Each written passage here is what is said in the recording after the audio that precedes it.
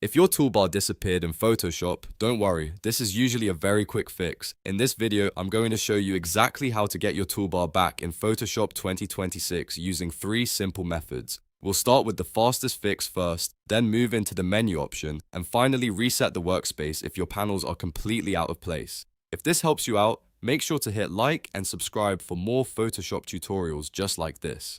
Alright, let's jump in.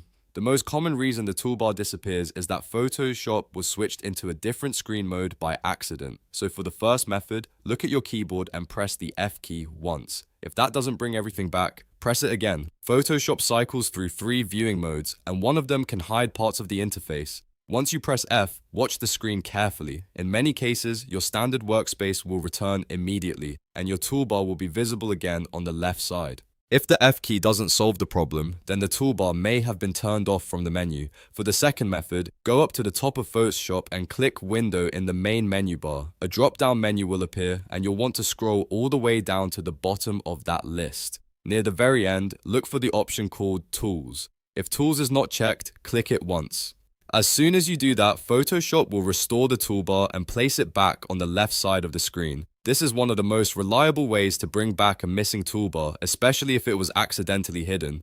Now, if your workspace looks more than just missing a toolbar and you're seeing floating panels, weird layouts, or missing windows all over the place, then the best option is to reset the workspace completely. This is the third method, and it's very useful when Photoshop has gotten messy or moved things around unexpectedly. Go back to the top menu and click Window again. Then hover over Workspace. From the flyout menu, choose Reset Essentials. Photoshop will restore the default layout, close misplaced panels, and return your main tools to their proper location.